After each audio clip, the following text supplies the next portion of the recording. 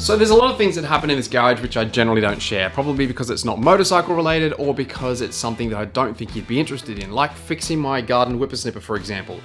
But there is something that I'm working on which is garage related, and I figured I'd show you the journey because it's something that you'll see in my future videos, so I can show you exactly how I did it.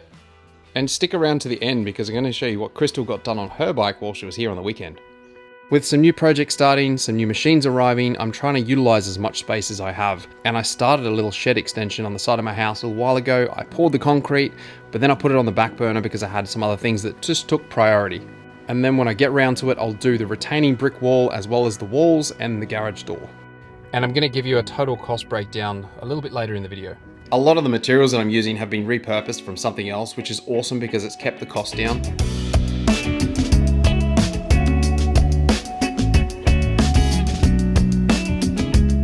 I've only owned this shop press for a short time, but damn, it's come in useful, especially for projects like this.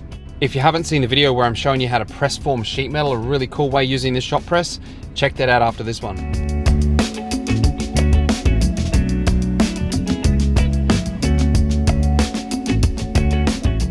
One of the posts was just a little bit too short, so I had to add a little extension piece, which is just something you have to do when you're working with repurposed material. I'm bending a couple of right angle brackets to be welded to the top of the post, which will allow me to fix on the beam.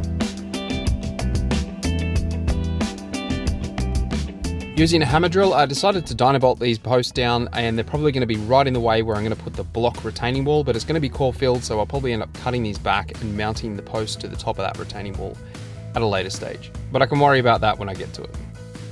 I did the classic forgetting to press the record button when we were putting the beam up, but as you can see, it's just there on the left. The steel sheeting I'm using for this, I managed to get 2 pieces out of the one length, which was really cool. It's not in the best condition, so I'm just going to run a high pressure water cleaner at the end underneath. And if I need to paint it, I'll do that later. I'm super grateful for my friend Willis coming and giving me a hand with this. Getting those panels into that C-channel on the fascia edge was a little bit tighter than I expected, so it would have been a lot harder by myself. A really cool way of saving money on projects like this, or even your bike build, is to swap trades. If you have something that somebody else wants and you have a set of skills that they don't have, you can always swap that trade to get the thing that you need. For example, I'm not a bricklayer. I'm sure I could figure out if I spent some time doing it, but if I knew a bricklayer who was building a bike and wanted some cool custom parts made, I could certainly make them the parts for the exchange of having some bricks laid.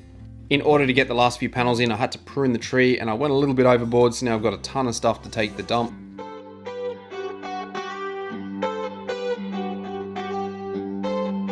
Just to give you a little bit of an idea on how big this is, it's kind of a little bit deceiving. It's actually 6 meters, which is the length of my garage, and it's a little bit skinnier than a single carport.